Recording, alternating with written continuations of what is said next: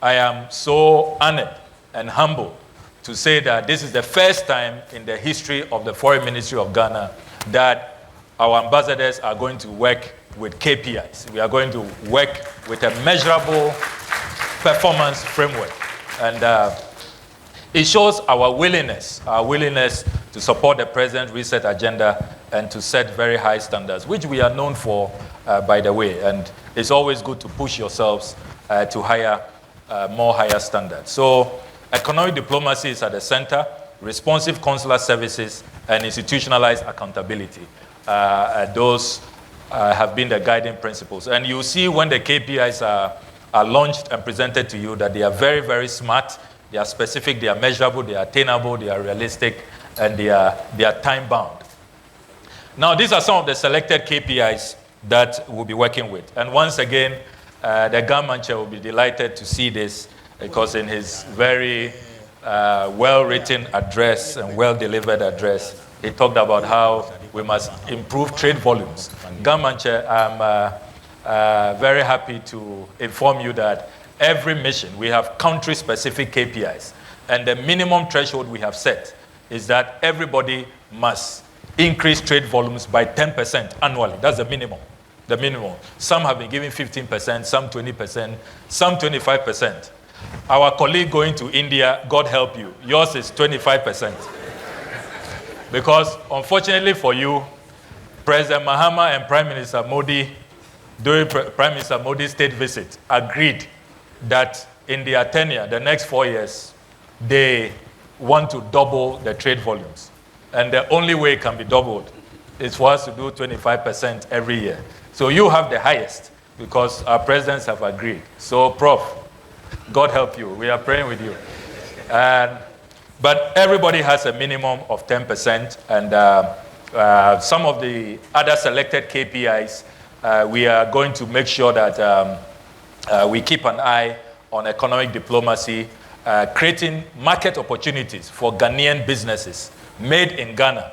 You have to focus on that. It shouldn't always be about people coming to exploit our natural resources. We also want to enter their market.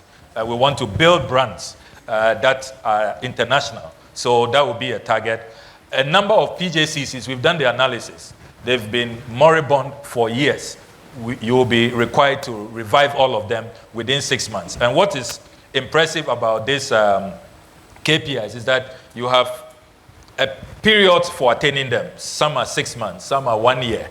You know, so when the president receives the report from Ambassador Ntrakra's delivery unit, and he wants to take a decision whether you are keeping your job or not, it's very easy for him to decide, because we have what you must achieve in 6 months, what you must achieve in 1 year, what you must achieve in 2 years. So as for that one, you can't blame the minister. It's not me. It's not about whether I like you or not. It's what the dashboard is saying. There will be a performance dashboard, and it is very empirical. It's evidence-based. So we're talking about driving a minimum 10% annual increase in tourist arrivals as well. And I know Honorable Jifa Gomashi will be very happy to hear about that. So minimum 10%, some have up to 15% looking at the historical performance. So if you look at the general philosophy underpinning these KPIs, it's about a relentless pursuit of performance, of excellence within what you call Afro-pragmatism, what Nkrumah aptly described as friends of all, enemies to none. So we want to build resilience in this increasingly transactional and insular world. We are also going to make sure we pursue a new development paradigm of resource control and integrated value addition. If you have been listening to President Mahama carefully, he wants us to take control of our resources. For many decades, we've been allowing others to come take all our gold away. What are we getting from it? So the leases that are coming up, you notice that President Mahama is renegotiating, and he's playing hardball in Ghana's interest. That's how it should be. So no longer softballs, negotiations that are rip-offs, that are just sweetheart deals. You allow others to come and just take advantage of us. We are no longer in that era. Then we are going to leverage the Africa Continental Free Trade Area. We host the Secretariat, and we must make sure that in all our deliberations, in all our in our conduct, we are improving our trade and leveraging the Africa Continental Free Trade Area Agreement. Then we are also in the process of formulating a comprehensive foreign policy, which was another manifesto pledge that President Mahama made. And I want to thank the committee. I see Ambassador Spio Gabra here. He's been part of the team with Ambassador Chris Podo. They've been doing a great job, and they are almost done, really. They are almost done, and I want to salute them, Ambassador Kenkanda, and all of these our distinguished ambassadors who are helping us to put that together. President Mahama, as I conclude, has instructed that you don't give people KPIs, new targets, without looking at their conditions of service. So I'm happy to announce to you today what you have been waiting for a long time. President Mahama has given us the approval, and this morning I signed your new foreign service regulations. So you now have enhanced conditions of service. And we've introduced even new allowances. We now have KPI allowances. So those who meet their KPIs, you'll get special allowances. So it's a bonus. It happens in the private sector. It happens in the private sector. So we need to, because it shouldn't be everybody's receiving the same, whether you deliver or not. That will not be motivating. So we've worked on that. Then I came to this ministry and noticed that a lot of the missions have not been commemorating a national day. Others are always inviting us, and then we don't commemorate ours. Some have been commemorated that for 5 years, 6 years.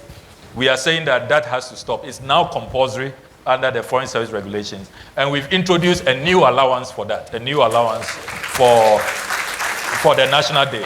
So even if funding doesn't come from the budget, at least you have an allowance as head of care, at least to host a decent reception, have an art exhibition, culture exhibition, and let Ghanaians see, let the international community see what Ghana is made up of. So we've introduced a novelty too for those who are posted to the hardship missions. And Mr. President, we have hardship missions here. We've classified them for good diplomatic reasons. I will not mention the countries, but I don't want to start any conflict. But when you get the documents, you see the classification.